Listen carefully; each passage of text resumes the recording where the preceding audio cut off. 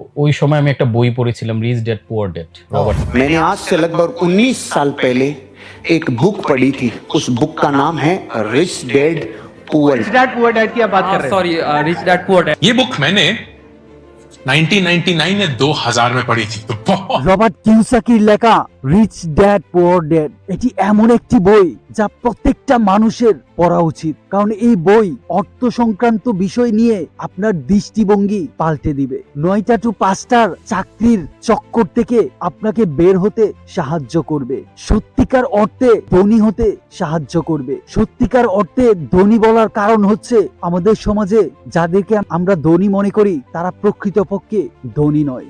দেখতে তাদেরকে ধনী মনে হলেও প্রকৃতপক্ষে তারা ধনী নয়। চলুন জানি কি সেই সিক্রেটের ফলে এই বই প্রত্যেকটা সাকসেসফুল মানুষ বহুবার পড়েছে এবং সবাই সাজেস্ট করে এই বইটি পড়ার জন্য। এই বইয়ের মাধ্যমে আমরা জানতে পারবো রবার্ট কিওসাকি তার রিচ ড্যাড এবং তার পুয়ার ড্যাড সম্পর্কে, মানে গরিব বাবা যে তার জন্মদাতা পিতা, যিনি অনেক শিক্ষিত, পড়ালেখা জানা এবং পিএইচডি ডিগ্রি করা ছিল। অন্যদিকে ধনী বাবা যে 8ম শ্রেণী পর্যন্ত পড়াশোনা ছিল। তার দুই বাবারই অর্থনৈতিক জ্ঞান আকাশ পাতাল ব্যবধান ছিল। তার গরিব বাবা যে অনেক শিক্ষিত ছিল, সে রবার্টকে উপদেশ দিত ভালোভাবে পড়াশোনা করো যেন ভালো একটা চাকরি নিতে পারো। তার ধনী বাবা তাকে উপদেশ দিত পরিশ্রম করে ভালোভাবে পড়াশোনা করো যেন একটা কোম্পানি ক্রয় করতে পারো এবং মানুষকে চাকরি দিতে পারো। তার গরিব বাবা উপদেশ দিত খাবার টেবিলে টাকা পয়সা নিয়ে কথা বলার প্রয়োজন নেই। তার ধনী বাবা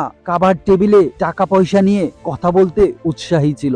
তার গরিব বাবা বলতো এটা আমি ক্রয় করতে পারবো না, তার ধনী বাবা বলতো এটা আমি কিভাবে ক্রয় করতে পারি। একজনের মাইন্ডসেট ছিল নেতিবাচক আর অন্যজনের প্রশ্নবোধক। একজন তার চিন্তাতেই তার দিমাগকে জব করে দিত, আরেকজন তার দিমাগকে কাজ করতে ফোর্স করত। তার গরিব বাবা টাকা পয়সা ইনকামের জন্য গরিব ছিল না, সে গরিব ছিল টাকা পয়সা ম্যানেজ করার জন্য। সে গরিব ছিল অর্থনৈতিক জ্ঞানের জন্য। তার গরিব বাবা সারা জীবন অর্থের জন্য কাজ করে গেছে, আর তার ধনী বাবা অর্থ তার জন্য কাজ করে গেছে। একজন মৃত্যুর পূর্বে কোটি কোটি টাকা তার সন্তানের জন্য, দেশের জন্য, ধর্মের জন্য রেখে গেছে, আর আরেক বাবা মৃত্যুর পর দায় রেখে গেছে। রবার্ট কিওসাকির যখন 9 বছর বয়স, তখন সে এমন একটা স্কুলে পড়াশোনা করে যেখানে সবাই তার চেয়ে অনেক ধনী। তো একদিন তার সকল বন্ধুরা সমুদ্রের কাছে সময় কাটানোর জন্য প্ল্যান করে, কিন্তু রবার্টকে তাদের প্ল্যানে অন্তর্ভুক্ত করে না, কারণ রবার্ট ছিল সেই স্কুলের সবচেয়ে দরিদ্র ছাত্র। এই বিষয়টার জন্য রবার্ট অনেক কষ্ট পায় এবং মন খারাপ হয়। তখন সে বাড়িতে এসে তার বাবাকে জিজ্ঞেস করে, বাবা কিভাবে ধনী হওয়া যায়? তখন তার শিক্ষিত বাবা কিছুক্ষণ চুপ করে থাকার পর বলে, ধনী হওয়ার জন্য পয়সা তৈরি করতে হয়, দিমাগ কাটাতে হয়। তো রবার্টের প্রিয় বন্ধু মাইকের সাথে পরামর্শ করে তারা প্ল্যান করে যে টুথপেস্টের কালি প্যাকেট সংগ্রহ করবে। তারা তাই করে এবং তারা দুই বন্ধু মিলে এই টুথপেস্টের প্যাকেটগুলোকে গলিয়ে নকল পয়সা বানানোর কাজে লিপ্ত হয়। এটি দেখে রবার্টের বাবা বলে, বাচ্চারা তোমরা কি করছো? এটা তো বেআইনি। তোমরা যদি সত্যিকার অর্থেই ধনী হতে চাও তাহলে মাইকের বাবার কাছে গিয়ে শিক্ষা লাভ করতে পারো, কারণ মাইকের বাবা যদিও এখনো ধনী হয়নি, কিন্তু তার অ্যাক্টিভিটিতে বোঝা যাচ্ছে কয়েক বছরের মধ্যে সেই হবে আমেরিকার হাওয়াই রাজ্যের সবচেয়ে ধনী ব্যক্তি। তো এখান থেকেই শুরু রবার্টের ধনী বাবার সাথে পরিচয় হওয়া। তো রবার্ট আর মাইক মিলে মাইকের পিতার কাছে যায়, গিয়ে রবার্ট জিজ্ঞেস করে কিভাবে ধনী হওয়া যায়। তো মাইকের বাবা তিনি শিক্ষা দিতে শুরু করে। সেই শিক্ষা কোনো স্কুল কলেজের শিক্ষার মতো ছিল না, বাস্তব উদাহরণের মাধ্যমে বুঝিয়ে দেয় কিভাবে ধনী হওয়া যায়, কিভাবে ধনীরা আরো ধনী হয়, কিভাবে গরিব আরো গরিব হয়। রবার্টের যখন 9 বছর বয়স, তখন থেকেই শিক্ষা লাভ করে এবং তার বয়স 30 বছর পর্যন্ত এই 6টি মহা গুরুত্বপূর্ণ সবক শিক্ষা দেয় তার ধনী পিতা। আজ আমরা সেই 6টি মহা গুরুত্বপূর্ণ পয়েন্ট নিয়েই কথা বলবো, তাই একটা পয়েন্টও মিস করবেন না, কারণ এই পয়েন্টগুলো অর্থনৈতিক বিষয়ে আপনার দৃষ্টিভঙ্গি পুরোপুরি পাল্টে দিবে। চলুন শুরু করা যাক। নাম্বার 1, ধনী ব্যক্তি টাকার জন্য কাজ করে না। রবার্ট বলেন, দুনিয়াতে সবচেয়ে বেশি মানুষ র্যাট রেসে ফাঁদে পড়ে তাদের জীবনটা নষ্ট করে। র্যাট রেস কি? র্যাট রেস হলো তারা ভালোভাবে পড়াশোনা করে, ভালো ডিগ্রি অর্জন করে এবং একটা ভালো চাকরি খুঁজে এবং চাকরিতে জয়েন করার কয়েক বছরের মধ্যে একটা বিয়ে করে, তার লাইফস্টাইল চেঞ্জ করার জন্য একটা দামি ব্র্যান্ডের গাড়ি ক্রয় করে, স্মার্টফোন, আইফোন, ল্যাপটপ, কম্পিউটার এবং বিয়ে করার 2-1 বছরের মধ্যে বাচ্চা জন্ম হয়। তখন আরেকটা বড় ঘর বানানোর প্রয়োজন পড়ে। কয়েক বছরের মধ্যে তার আরো একটা সন্তানের জন্ম হয়। তাদেরকে স্কুল কলেজের খরচ মেটানোর জন্য তাকে আরো বেশি পরিশ্রম করতে হয় এবং তার শখের জন্য যে গাড়ি ক্রয় করে ব্যাংক থেকে লোন নিয়ে, তো কয়েকদিনের মধ্যেই তাকে লোন পরিশোধ করতে হয়, ক্রেডিট কার্ডের বিল পরিশোধ করতে হয়, দ্রব্যমূল্যের ঊর্ধ্বগতি তো আছেই। এই ইঁদুর দৌড় প্রতিযোগিতায় তাদের জীবনটাকে শেষ করে দেয়। এই ইঁদুর দৌড় থেকে তারা কখনোই বের হতে পারে না। যখন সে চিন্তা করে যে আমার খরচ এত বেশি বৃদ্ধি পেয়েছে, আমাকে চাকরি বদল করতে হবে, বসের দোষ ধরতে হবে, কোম্পানির সরকারের দোষ ত্রুটি খুঁজে বের করে অন্য চাকরির অপশন খুঁজে যেখানে সে বেশি স্যালারি পাবে, ওভারটাইম করতে থাকে, অন্য ইনকামের রাস্তা খুঁজতে থাকে। এই চক্করে পড়েই তাদের জীবন দুর্বিষহ হয়ে ওঠে। এটিকেই রবার্ট র্যাট রেস বলেছেন। আপনি যতই পড়াশোনা করেন, যত ভালো ডিগ্রি অর্জন করেন, আপনি কখনোই ধনী হতে পারবেন না। আপনি হয়তো ভালো একটা সরকারি চাকরি করতে পারবেন, একটা প্রাইভেট কোম্পানিতে চাকরি করতে পারবেন, কিন্তু এতে সত্যিকার অর্থে ধনী হতে পারবেন না। আপনি অন্যের জন্য কাজ করবেন, অন্যের স্বপ্ন পূরণ করে নিজের জীবন উৎসর্গ করবেন, আর এর মাধ্যমে কিছু টাকা ইনকাম করে নিজের লোন পরিশোধ করবেন, সন্তানাদির জন্য খরচ করবেন। কিন্তু যারা ধনী মাইন্ডসেটের মানুষ, তারা টাকাকে তাদের জন্য কাজ করায়, আর আপনি টাকার জন্য কাজ করেন। এখানেই সবচেয়ে বড় ডিফারেন্স। ধনী ব্যক্তি সম্পদ ক্রয় করে আর গরিব মধ্যবিত্ত ব্যক্তি দায় ক্রয় করে। ভিডিওতে লেগে থাকুন, দায় আর সম্পত্তি সম্পর্কে পরবর্তী অধ্যায়ে জানতে পারবেন। নাম্বার 2, ধনী হওয়ার জন্য অর্থনৈতিক জ্ঞান অত্যন্ত গুরুত্বপূর্ণ। আপনাকে জানতে হবে কোনটি সম্পত্তি আর কোনটি দায়। আর রবার্টের ধনী পিতা বলে, তুমি স্কুল কলেজের শিক্ষায় কখনোই ধনী হওয়ার কৌশল আয়ত্ত করতে পারবে না। তুমি চাকর হতে পারবে কিন্তু ধনী হতে পারবে না। ধনী হওয়ার জন্য তোমাকে সম্পদ তৈরি করতে হবে এবং দায় যত পারো কমাতে হবে। সম্পত্তি হলো তোমার পকেটে টাকা আনে, আর দায় হলো তোমার পকেট থেকে টাকা বের করে নেয়। চলো একটা উদাহরণের মাধ্যমে সম্পত্তি এবং দায় সম্পর্কে ধারণা নেওয়া যাক। সাপোজ সুমন এবং মাসুম, তারা দুই বন্ধু একই সাথে একটা কোম্পানিতে চাকরি নেয়। 1 বছরের মাথায় তারা দুইজনেই 5 লক্ষ টাকা সঞ্চয় করে এবং তারা সিদ্ধান্ত নেয় তারা এই টাকাটা ইনভেস্ট করবে। তো সুমন তার জীবনকে উপভোগ করার জন্য একটা R15 মোটরসাইকেল ক্রয় করে। অন্যদিকে মাসুম 5 লক্ষ টাকা দিয়ে ছোট্ট একটা জমি ক্রয় করে। প্রথম সুমন তার জীবনকে অনেক ভালোভাবেই উপভোগ করছিল। সে তার মোটরসাইকেল দিয়ে অফিসে যাতায়াত করত, বন্ধু বান্ধব নিয়ে ছুটির দিনে ঘুরতো, গার্লফ্রেন্ড নিয়ে এনজয় করত। অন্যদিকে মাসুম লোকাল বাসে মানুষের ধাক্কা খেয়ে অফিসে যেত, আবার লোকাল বাসে করেই বাসায় ফিরতো। তো 5 বছর পর বিগ ডিফারেন্স তৈরি হয়। সুমনের গাড়ির মূল্য 2.5 লাখ টাকায় নেমে আসে। অন্যদিকে মাসুমের জমির দাম ডাবল হয়ে 10 লাখ টাকায় পরিণত হয়। তো মাসুম তার সম্পত্তি বিক্রি করে দিয়ে নতুন আরেকটা সম্পত্তি কেনার চেষ্টা চালিয়ে যায়। কিছুদিনের মধ্যেই মাসুম জানতে পারে এক ব্যক্তি তার এক বিপদের জন্য জরুরি ভিত্তিতে আরেকটা জমি বিক্রি করবে। তো মাসুম 10 লক্ষ টাকায় সেই জমিটা ক্রয় করে ফেলে এবং সেটাকেও 5 বছর রেখে বিক্রি করবে বলে সিদ্ধান্ত নেয়। তখন এই জমির দাম 25 লক্ষ টাকায় পরিণত হয়। তো সুমন এটি 25 লক্ষ টাকায় বিক্রি করে দিয়ে আবারও সেই টাকাকে ইনভেস্ট করে। এভাবে 15 বছর তার টাকাকে ইনভেস্ট করে। 15 বছর পর এক বিরাট ব্যবধান তৈরি হয়, যেখানে সুমনের গাড়ির মূল্য শূন্যতে নেমে আসে, সেখানে মাসুমের সম্পদের পরিমাণ দাঁড়ায় 1 কোটি টাকা। এখন এখান থেকেই মাসুম 50 লক্ষ টাকা দিয়ে একটা বাড়ি তৈরি করে আর একটা গাড়ি ক্রয় করে। আর বাকি 50 লক্ষ টাকা আবারও ইনভেস্ট করে। এভাবেই তার সিলসিলা চলতে থাকে। আপনি নিশ্চয়ই বুঝতে পেরেছেন কোনটি সম্পত্তি আর কোনটি দায়।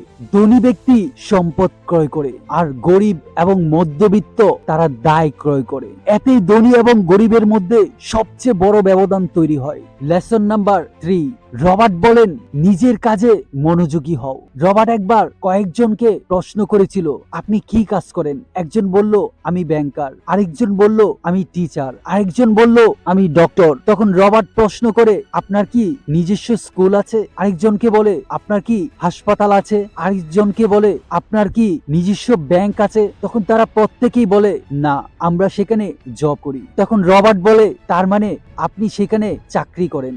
নিজের জন্য কি করেন? আপনি তো হয়তো 9টা থেকে 5টা, রাত 9টা পর্যন্ত কাজ করেন। বাকি সময় আপনি কি করেন? নিজের জন্য কি করেন? নিজের স্কিল ডেভেলপ করার জন্য কোনো উদ্যোগ কি নিয়েছেন? নিজের স্যালারি থেকে কিছু টাকা জমিয়ে এমন কোথাও কি ইনভেস্ট করেছেন যেখান থেকে আপনি সরাসরি ইনভলভ না থাকলেও টাকা আসবে? তখন সবারই উত্তর আসে না। আমাদের সমাজেও 90% মানুষই নিজের জন্য কাজ করে না, অন্যের স্বপ্ন পূরণ করার জন্যই তারা দিনরাত পরিশ্রম করে। যেমন তার গরিব পিতা সকালে উঠেই কাজের জন্য দৌড়াতেন। তখন রবার্ট মনে করতেন যে সে হয়তো তার কাজটাকে ভালোবাসে, কিন্তু পরবর্তীতে জানতে পারে সে চাকরি হারানোর ভয়ে তার সময়ের আগেই কাজে উপস্থিত হয়। সে স্যালারি কাটার ভয়ে এক্সট্রা পরিশ্রম করে। অন্যের স্বপ্ন পূরণ করার জন্য তাকে অতিরিক্ত পরিশ্রম করতে হতো। কিন্তু এখানেই ধনী এবং গরিব ব্যক্তির মধ্যে সবচেয়ে বড় পার্থক্য লক্ষ্য করা যায়। ধনী ব্যক্তি কাজ করে নিজের জন্য, আর গরিব মধ্যবিত্তরা টাকার জন্য কাজ করে, শেখার জন্য কাজ করে না। রবার্ট বলেন আপনি কিছু টাকা সঞ্চয় করে স্টক মার্কেটে ইনভেস্ট করুন, সরকারি বন্ড ক্রয় করুন, মিউচুয়াল ফান্ডে ইনভেস্ট করুন এবং জমি ক্রয় করুন এবং সেটা কয়েক বছর রেখে আবার বিক্রি করে দেন। এর মাধ্যমে আপনার সরাসরি ইনভলভ না থাকলেও টাকা ইনকাম হতে থাকবে। এটি আপনাকে কয়েক বছরের মধ্যে সবচেয়ে ধনী ব্যক্তিতে পরিণত করবে। তখন আপনার চাকরি না করলেও হবে, শুধুমাত্র নিজস্ব ব্যবসা দেখাশোনা করে আপনি জীবিকা নির্বাহ করতে পারবেন এবং মানুষকে চাকরি দিতে পারবেন এবং সরকারকে কম ট্যাক্স দিয়ে আপনার কর্মচারীদের বেতন দিতে পারবেন। আর ধনী ব্যক্তিরা এই কৌশলই আয়ত্ত করে। অন্যদিকে আপনি অনেক পরিশ্রম করে টাকা ইনকাম করে সরকারকে ট্যাক্স দেন, আর ধনী ব্যক্তিরা অ্যাকাউন্টেন্ট এবং উকিলের বেতন ট্যাক্সের চেয়ে অনেক কম মূল্যেই পরিশোধ করতে পারে। তাই আপনার এই ফাইন্যান্সিয়াল নলেজ অবশ্যই জানতে হবে, তা না হলে টাকার জন্য কাজ করতে করতেই কবরে যাবেন, কিন্তু টাকাকে নিজের জন্য কাজ করাতে পারবেন না। লেসন নাম্বার 4, সবসময় শেখার জন্য কাজ করুন, টাকার জন্য নয়। এই পৃথিবীর সবচেয়ে ধনী ব্যক্তিদের যেমন Elon Musk, Jeff Bezos, Bill Gates, Warren Buffett, Mark Zuckerberg, তাদের টাকা সম্পত্তি সবকিছু যদি আপনি নিয়ে যান, তারপরেও কয়েক বছরের মধ্যে তারা আবারও ধনী ব্যক্তিতে পরিণত হবে, কারণ তারা গ্রোথ মাইন্ডসেটের মানুষ। তারা প্রতিদিন নতুন কিছু শিখে, নতুন কিছু জানে এবং নতুন কিছুকে ইমপ্লিমেন্ট করে। অন্যদিকে গরিব ব্যক্তিকে আপনি 10 কোটি টাকার লটারি দিলেও কয়েক বছরের মধ্যেই সে আবারও গরিব হয়ে যাবে, কারণ ফাইন্যান্সিয়াল নলেজ তার কাছে নেই। টাকাকে কিভাবে কাজ করাতে হয় এই শিক্ষা তার মধ্যে নেই। এটাই বিগ ডিফারেন্স তৈরি করে। এই জন্যই গরিব আরো গরিব হয় আর ধনী ব্যক্তি আরো ধনী হয়। রবার্টের জন্মদাতা পিতা গরিব বাবা এই চক্করেই তার জীবন শেষ করে। অন্যদিকে 8ম শ্রেণী পর্যন্ত পড়া ধনী ব্যক্তি হাওয়াই রাজ্যের সবচেয়ে ধনী ব্যক্তিতে পরিণত হয়। Lesson number 5, overcoming your obstacle. ধনী হতে এই পৃথিবীতে কে না চায়? প্রত্যেকেই চায় ধনী হতে, কিন্তু ধনী হওয়ার জন্য যে বাধাগুলোকে অতিক্রম করতে হয় সেটা কেউ অতিক্রম করতে পারে না। যদি আপনি ধনী হতে চান তাহলে রবার্ট বলেন আপনাকে এই 5টি বাধাকে অতিক্রম করতেই হবে।